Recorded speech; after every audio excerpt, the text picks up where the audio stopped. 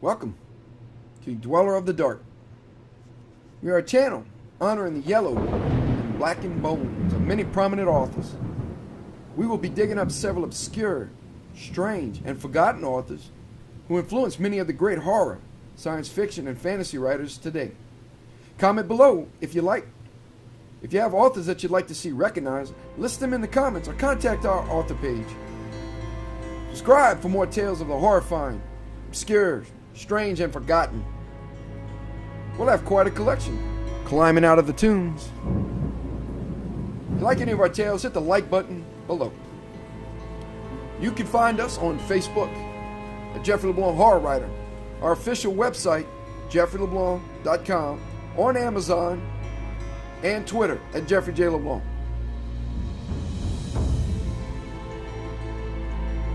There are writers that write ghost stories.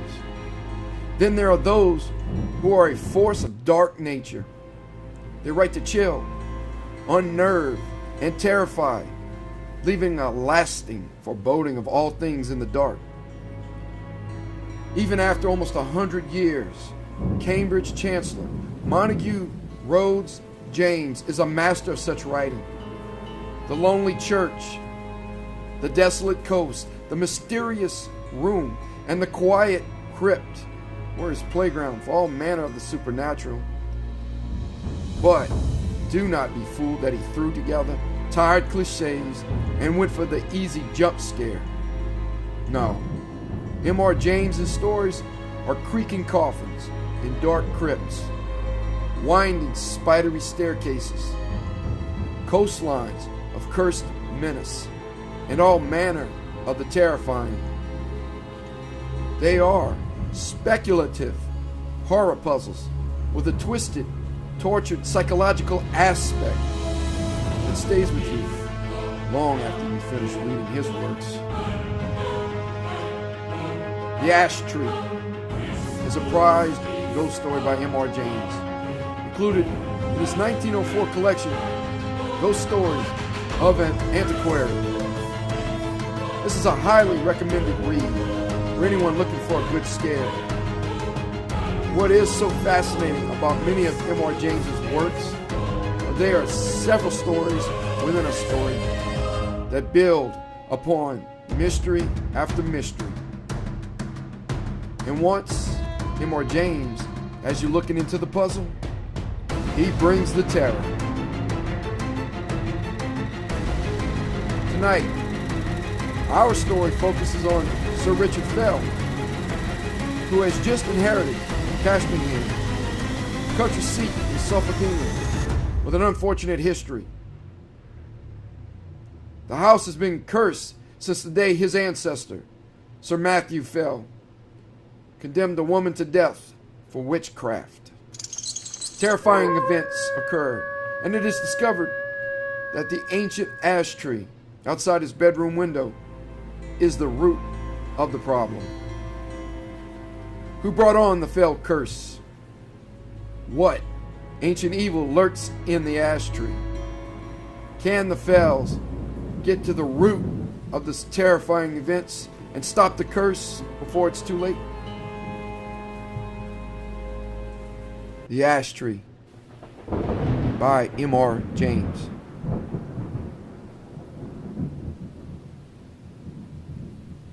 Everyone who has traveled over eastern England knows the smaller country houses with which it is studded, the rather dank little buildings, usually in the Italian style, surrounded with parks of some 80 to 100 acres. For me, they have always had a very strong attraction, with the great paling of split oak, the noble trees, the meres with their reed beds, and the line of distant woods. Then, I like the pillared portico, perhaps stuck onto a red brick Queen Anne house, which has been faced with stucco to bring it into line with the Grecian taste of the end of the 18th century. The hall inside, going up to the roof, which hall ought always to be provided with a gallery and a small organ. I like the library too, where you may find anything from a psalter of the 13th century to a Shakespeare quarto. I like the pictures, of course. And perhaps most of all, I liked fancying what life in such a house was when it was first built, and in the piping times of landlord's prosperity, and not least now when, if money is not so plentiful, taste is more varied and life quite as interesting. I wish to have one of these houses and enough money to keep it together and entertain my friends in it modestly. But this is digression. I have to tell you of a curious series of events which happened in such a house as I have tried to describe. It is Castringham Hall in Suffolk. I think a good deal has been done to the building since the period of my story, but the essential features I have sketched are still there. Italian portico, square block of white house, older inside than out, park with fringe of woods and mere. One feature that marked out the house from a score of others is gone. As you looked at it from the park, you saw on the right a great old ash tree growing within a half a dozen yards of the wall and almost or quite touching the building with its branches. I suppose it had stood there since Castringham ceased to be a fortified place, and since the moat was filled in and the Elizabethan dwelling house built. At any rate, it had well nigh attained its full dimensions in the year 1690.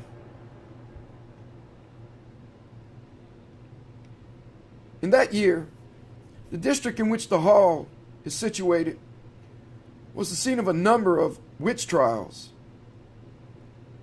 It will be long, I think, before we arrive at a just estimate of the amount of solid reason, if there was any, which lay at the root of the universal fear of witches in old times.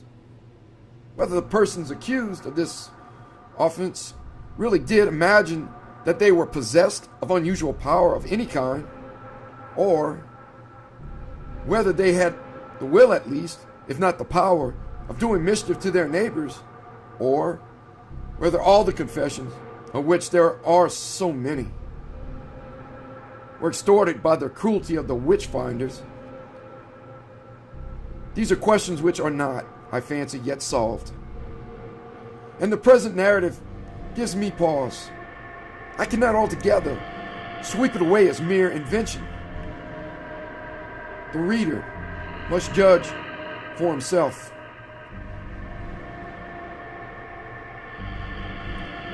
Castringham contributed a victim to the auto da fe. Mrs. Mothersole was her name, and she differed from the ordinary run of village witches only in being rather better off and in a more influential position. Efforts were made to save her by several reputable farmers of the parish. They did their best to testify to her character and showed considerable anxiety as to the verdict of the jury.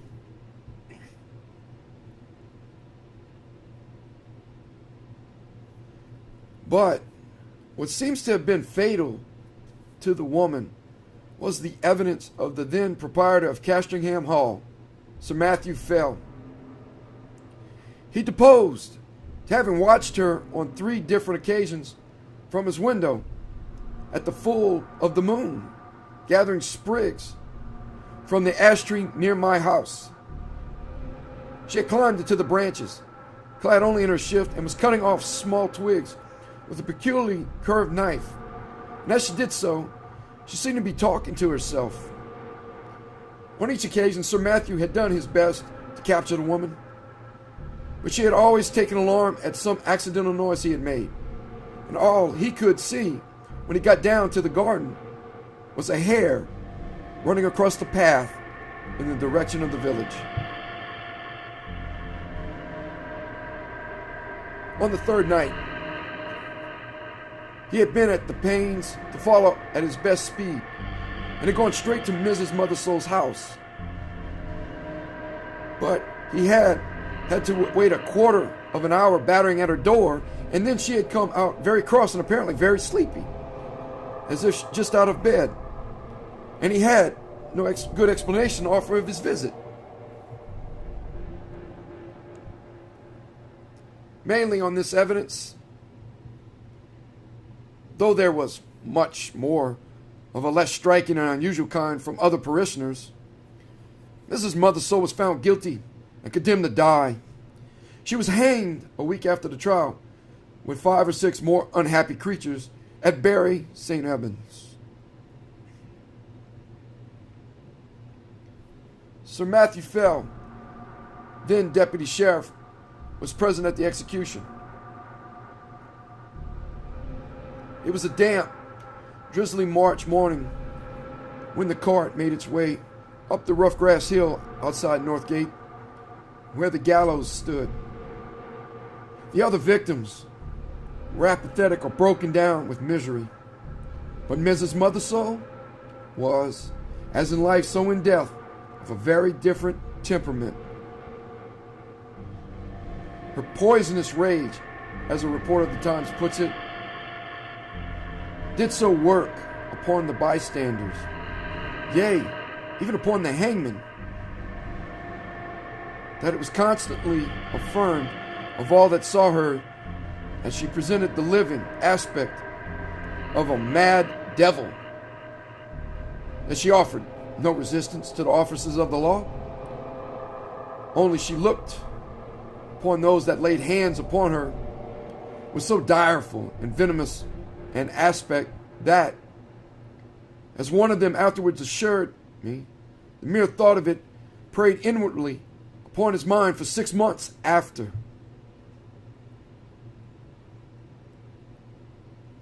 However, all that she is reported to have said were the seemingly meaningless words, "There will be guests at the hall," which she repeated more than once in an undertone.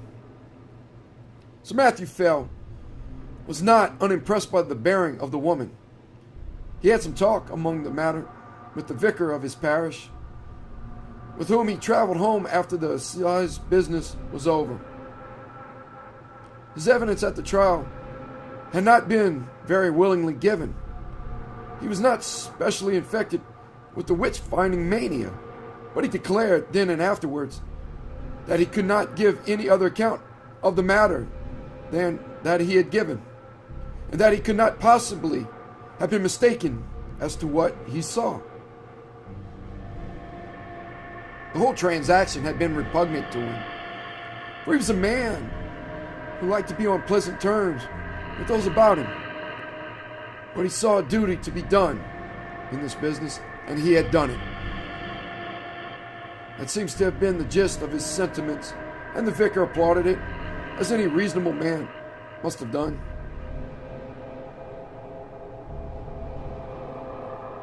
A few weeks after, when the moon of May was at the full, vicar and squire met again in the park and walked to the hall together.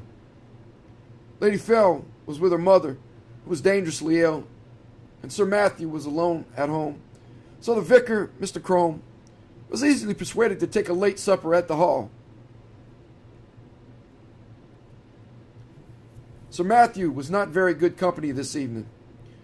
The talk ran chiefly on family and parish matters, and, as luck would have it, Sir Matthew made a memorandum in writing of certain wishes or intentions of his regarding his estates, which afterwards proved exceedingly useful.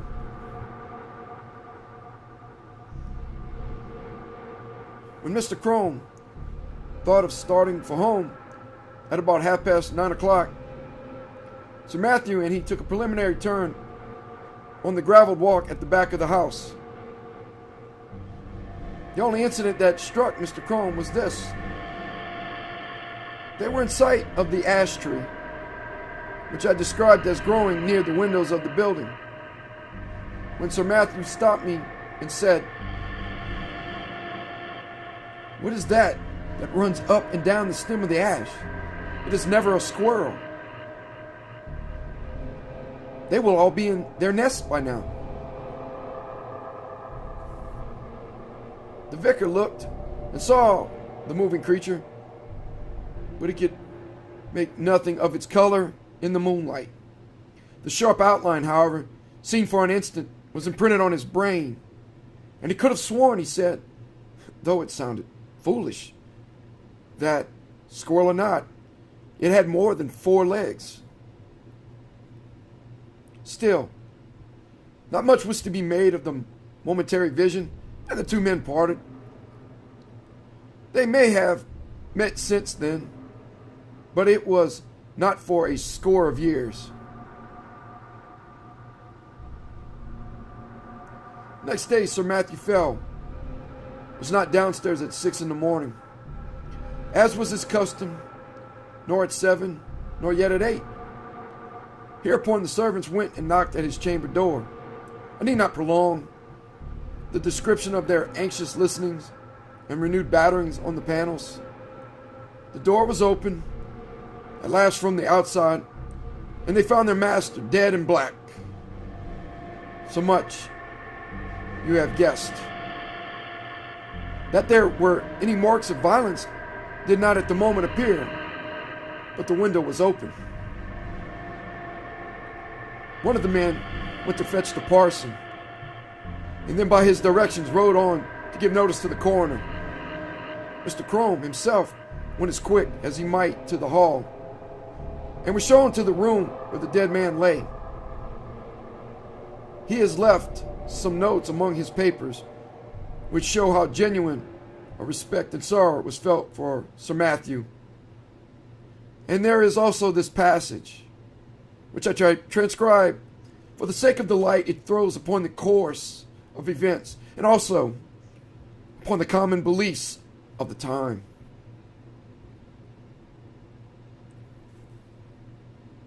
There was not the least trace of an entrance having been forced to the chamber, but the casement stood open, as my poor friend would always have it in this season.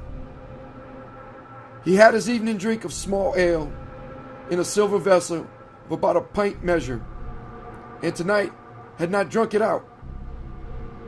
This drink was examined by the physician from Bury and Mr. Hodgkins, who could not, however, as he afterwards declared upon his oath before the coroner's quest, discover that any manner of a venomous kind was present in it.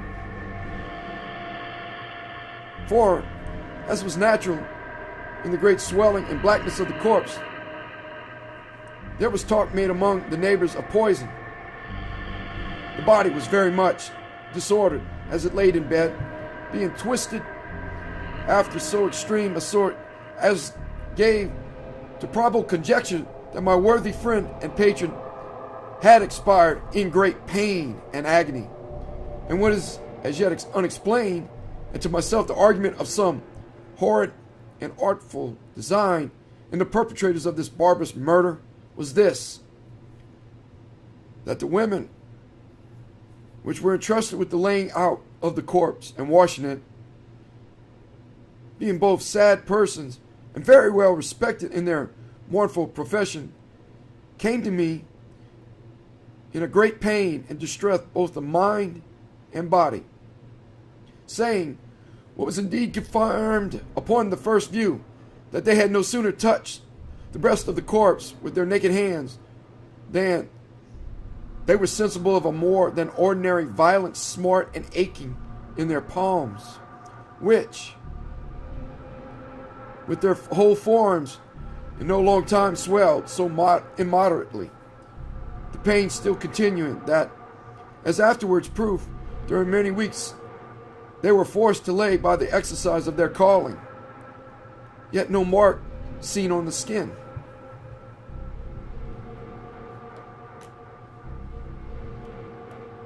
Upon hearing this, I sent for the physician, who was still in the house,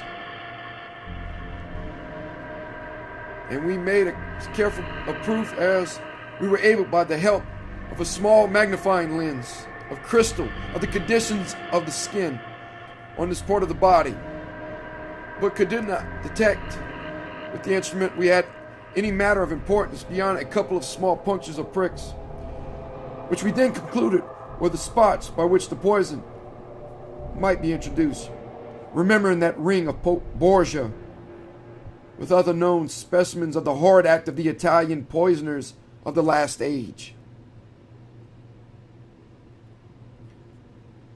So much is to be said of the symptoms seen on the corpse. As to what I am to add, it is merely my own experiment, and to be left to posterity to judge whether there be anything of value therein. There was on the table by the bedside a Bible of the small size, in which my friend, punctual as in the matters of less moment, so in this more weighty one, used nightly, and upon his first rising to read a set portion, and I taking it up, not without a tear duly paid to him, which from the study of this poor adumbration is now passed to the contemplation of its great original. It came into my thoughts, as at such moments of helplessness we are prone to catch at any the least glimmer that makes promise of light, to make trial of that old and by many accounted superstitious practice of drawing the sorts, of which a principal instance in the case of his late Sacred Majesty, the blessed Mortar King Charles, and my Lord Falkland, was now much talked of. I must needs admit that my trial, not much assistance was offered me. Yet, as the cause and origin of these dreadful events may hereafter be searched out, I set down the results. In the case it may be found that they pointed the true quarter of the mischief to a quicker intelligence than my own. I made then 3 trials, opening the book and placing my finger upon certain words, which gave in these words from Luke 13:7, cut it down. In the second, Isaiah 13:20, it shall never be inhabited.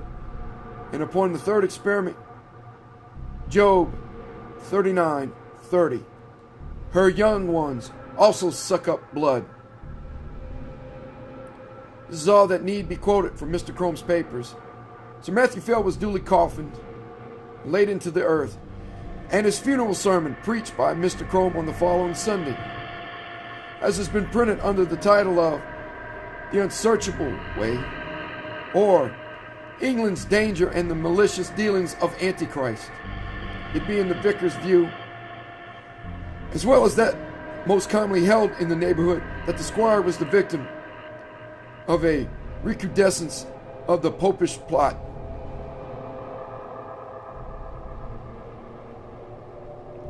His son, Sir Matthew II, succeeded to the title and estates. And so ends the first act of the Castringham tragedy. It is to be mentioned, though, the fact is not surprising, that the new baronet did not occupy the room in which his father had died, nor indeed was it slept in by anyone, but an occasional visitor during the whole of his occupation. He died in 1735, and I do not find anything particularly marked his reign, saving a curiously constant mortality among his cattle and livestock in general, which showed a tendency to increase slightly as time went on. Those who are interested in the details will find a statistical account in a letter to the Gentleman's Magazine of 1772, which draws the facts from the baronet's own papers. He put an end to it last by a very simple expedient, that of shutting up all his beasts in sheds at night and keeping no sheep in his park. For he had noticed that nothing was ever attacked that spent the night indoors. After that, the disorder confined itself to wild birds and beasts of chase. But as we have no good account of the symptoms, and as all night watching was quite unproductive of any clue, I do not dwell on what the Suffolk farmers called the Castringham sickness. The second Sir Matthew died in 1735, as I said, and was duly succeeded by his son, Sir Richard. It was in his time that the great family pew was built out on the north side of the parish church. So large were the squire's ideas that several of the graves on that unhallowed side of the building had to be disturbed to satisfy his requirements.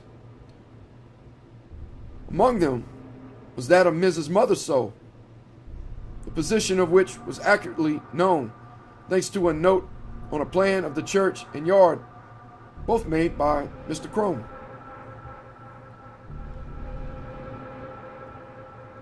A certain amount of interest was excited in the village when it was known that the famous witch, who was still remembered by a few, was to be exhumed.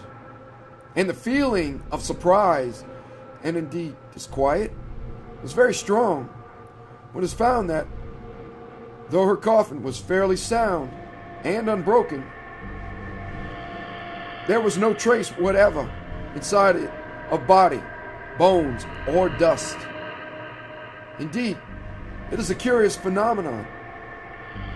For at the time of her burying, no such things were dreamt of as resurrection. And it is difficult to conceive any rational motive for stealing a body, otherwise than for the uses of the dissecting room.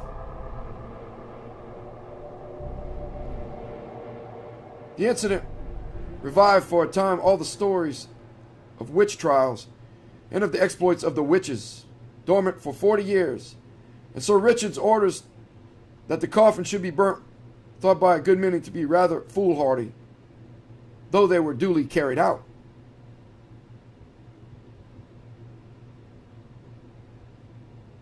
Sir Richard was a pestilent innovator, it is certain. Before his time, the hall had been a fine block of the mellowest red brick. But Sir Richard had traveled in Italy and become infected with the Italian taste, and, having more money than his predecessors, he determined to leave an Italian palace where he found an English house. So, stucco and ashlar masked the brick. Some indifferent Roman marbles were planted about in the entrance hall and gardens. A reproduction of the Sibyl's temple at Tivoli was erected on the opposite bank of the Mere. And Castringham took on an entirely new and, I must say, a less engaging aspect. But it was much admired and served as a model to a good many of the neighboring gentry in after years.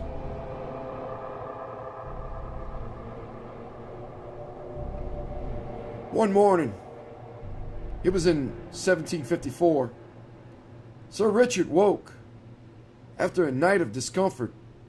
It had been windy, and his chimney had smoked persistently, and yet it was so cold that he must keep up by a fire. Also, something had so rattled about the window that no man could get a moment's peace.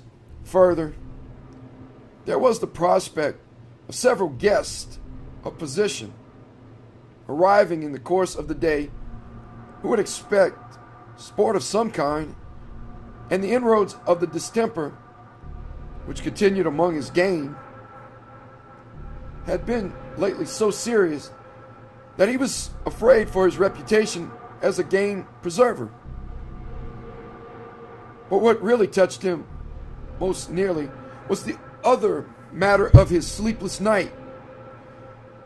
He could certainly not sleep in that room again.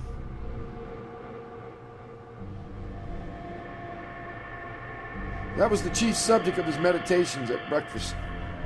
And after it, he began a systematic examination of the rooms to see which would suit his notions best. It was long before he found one. This had a window with an eastern aspect, and that with a northern. This door the servants would be always passing, and he did not like the bedstead in that. No, he must have a room with a western lookout, so that the sun could not wake him early, and it must be out of the way of the business of the house. The housekeeper was at the end of her resources.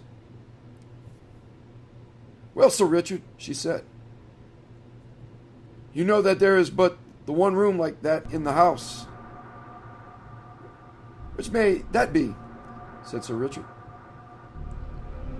"And that is Sir Matthew's, the west chamber."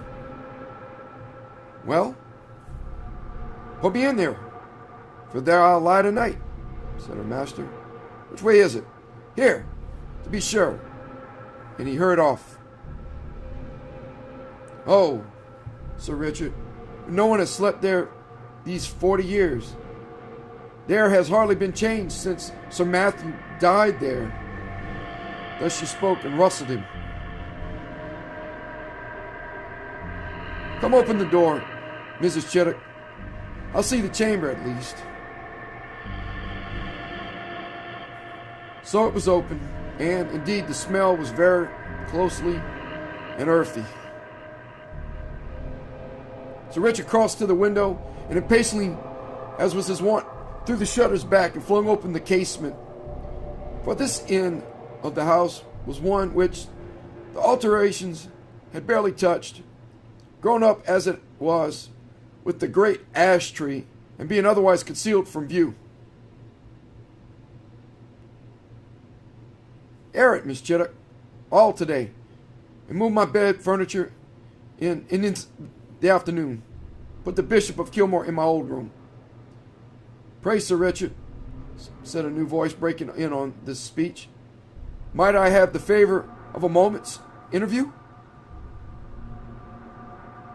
Sir Richard turned around and saw a man in black in the doorway who bowed. "I must ask your indulgence for this intrusion, Sir Richard.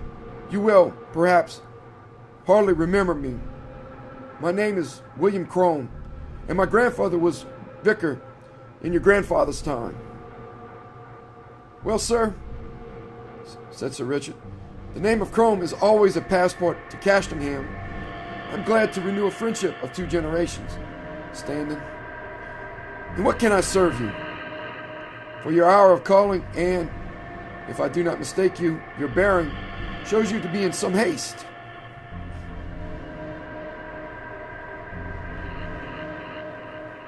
"That is no more than the truth, sir. I am riding from Norwich to Bury St. Edmunds, with what haste I can make, and I have called in on my way to leave with you some papers which we have but just come upon in looking over what my grandfather left at his death. It is thought you may find some matters of family interest in them." "You are mighty obliging, Mr. Crome. And if you will be so good as to follow me to the parlor and drink a glass of wine, we will take a first look at these same papers together. And you, Miss Chittock, as I said, be about airing this chamber. Yes, it is here my grandfather died. Yes, the tree, perhaps, does make the place a little dampish. No, I do not wish to listen to any more. Make no difficulties, I beg. You have your orders. Go. Will you follow me, sir?" They went to the study. The packet which young Mr. Crome had brought, he was then just become a fellow of Clare Hall in Cambridge, I may say, and subsequently brought out a respectable edition of Pollianus, contained among other things the notes which the old vicar had made upon the occasion of Sir Matthew Fell's death. And for the first time Sir Richard was confronted with the enigmatical sortes biblicae, which you have heard. They amused him a good deal. "Well," he said, "my grandfather's Bible gave one prudent piece of advice: cut it down. If that stands for the ash tree, he may rest assured I shall not neglect it. Such a nest of caterers and argues was never seen." The parlor contained the family books, which, pending the arrival of a collection which Sir Richard had made in Italy, and the building of a proper room to receive them, were not many in number. Sir Richard looked up from the paper to the bookcase. "I wonder," he says, "whether the old prophet is there yet. I fancy I see him." Crossing the room, he took out a dumpy Bible, which, sure enough, bore on the flyleaf the inscription, "To Matthew Fell, from his loving godmother, Ann Aldous, to September 1659.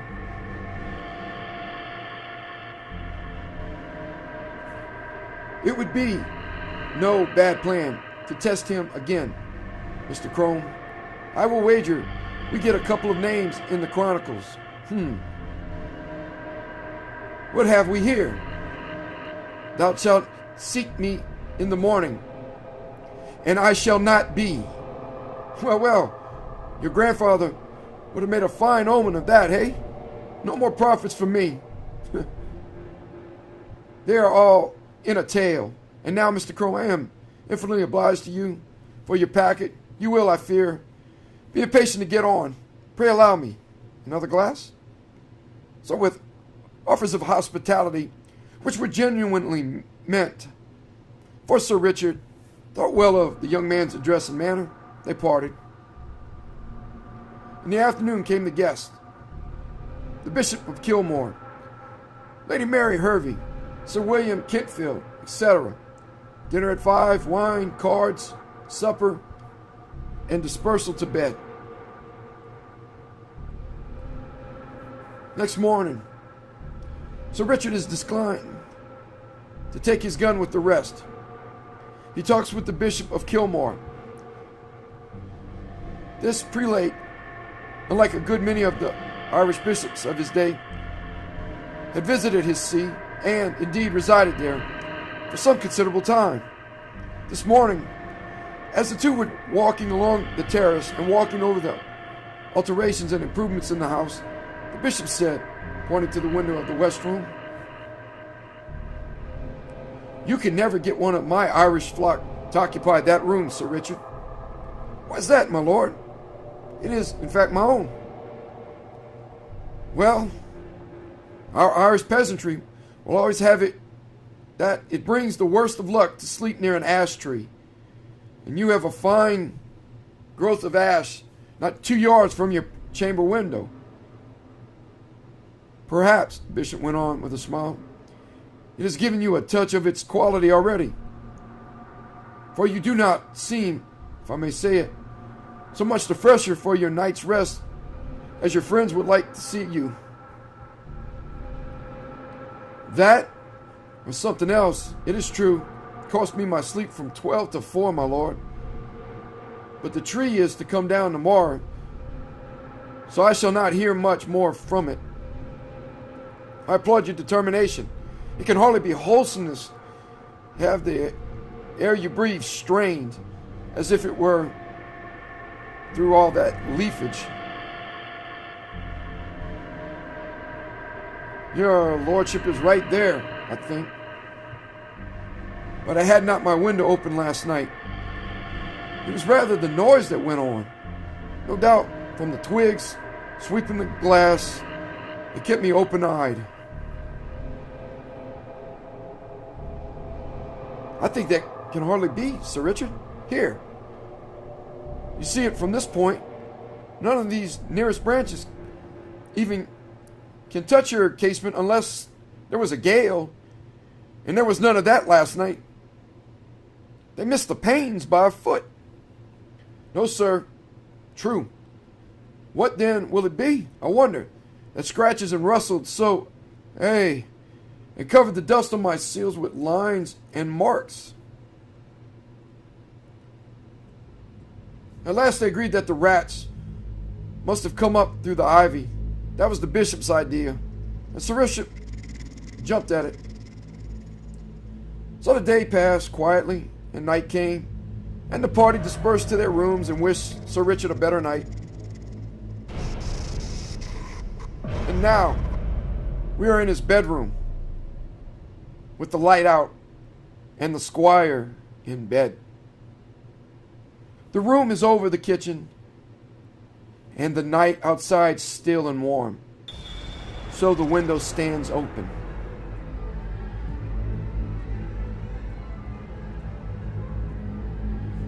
There is very little light about the bedstead, but there is a strange movement there. It seems as if Sir Richard were moving his head rapidly to and fro, with only the slightest possible sound.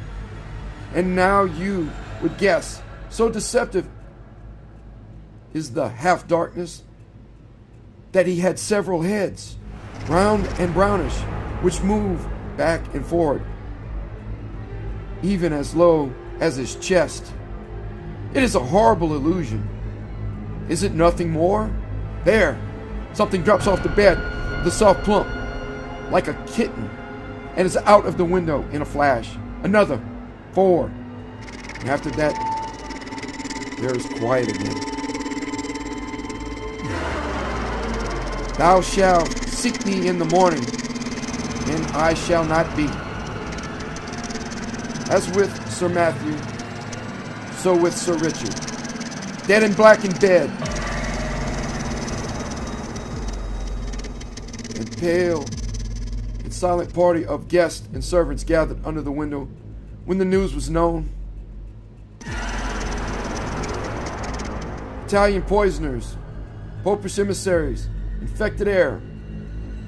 All these and more guesses were hazarded, and the Bishop of Kilmore looked at the tree, in the fork of whose lower boughs a white tomcat was crouching, looking down the hollow which shears had gnawed in the trunk. It was watching something inside the tree with great interest. Suddenly, he got up and craned over the hole. Then a bit of the edge on which it stood gave way, and it went slithering in. Everyone looked up at the noise of the fall. It is known to most of us that a cat can cry, but few of us have heard, I hope, such a yell as came out of the trunk of the great ash. 2 or 3 screams there were. The witnesses are not sure which. And then a slight and muffled noise of some commotion or struggling was all that came. But Lady Mary Hervey fainted outright, and the housekeeper stopped her ears and fled till she fell on the terrace. The Bishop Kilmore and Sir William Kentfield stayed. Yet, even they were daunted, though it was only at the cry of a cat, and Sir William swallowed once or twice before he could say, "There is something more than we know of in that tree, my lord. I am for an instant search." And this was agreed upon. A ladder was brought, and one of the gardeners went up, and, looking down the hollow, could detect nothing but a few dim indications of something moving. They got a lantern and let it down by a rope. We must get to the bottom of this. My life upon it, my lord, but the secret of these terrible deaths is there.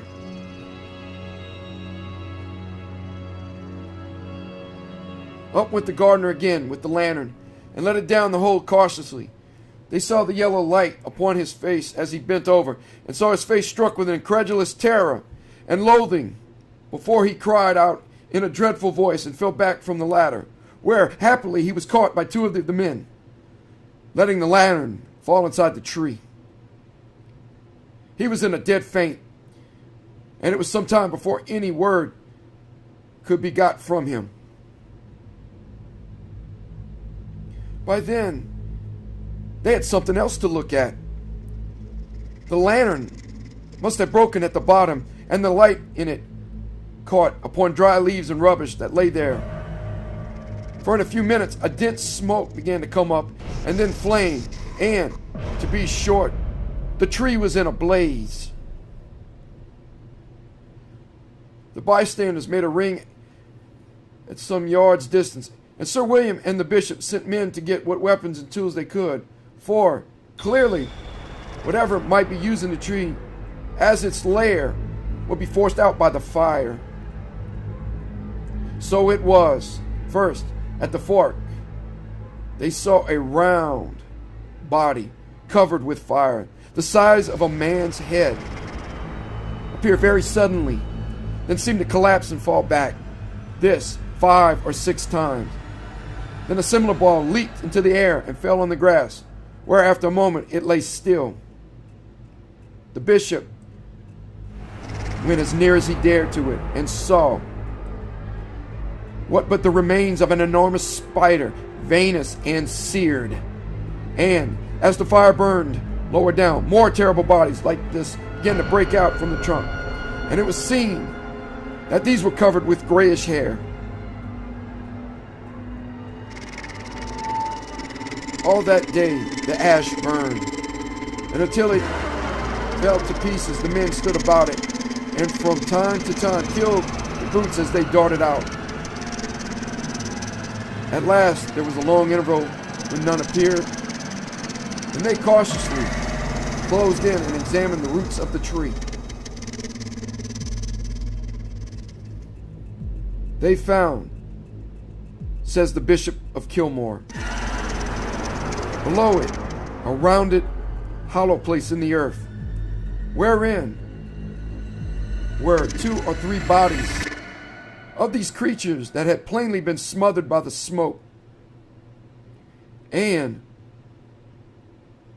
what is to me more curious, at the side of this den against the wall was crouching the anatomy or skeleton of a human being, with the skin dried upon the bones, having some remains of black hair, which was pronounced by those that examined it to be undoubtedly the body of a woman, and clearly dead for a period of 50 years.